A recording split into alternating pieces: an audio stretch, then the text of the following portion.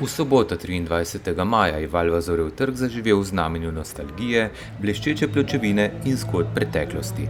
V Litijo je pripeljalo preko 100 starodobnih vozil iz vse Slovenije, Hrvaške, Madžarske in Avstrije.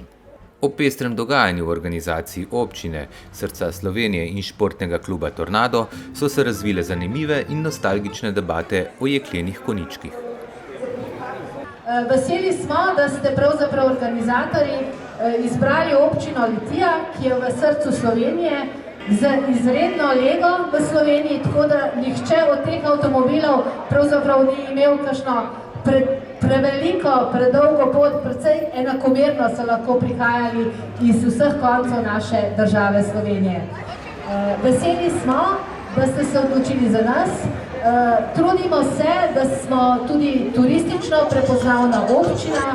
Veste, vse od zahoda, kjer imamo Gelos in Pavače, do tukaj Litija, starega mestnega jedra in rudnika Sitarjevc, pa potem do Oglarske dežele. In veseli smo, da ste se odločili tudi za ogled rudnika Sitarjevc, tako da želim vam prijetno počutje tu v Litiji.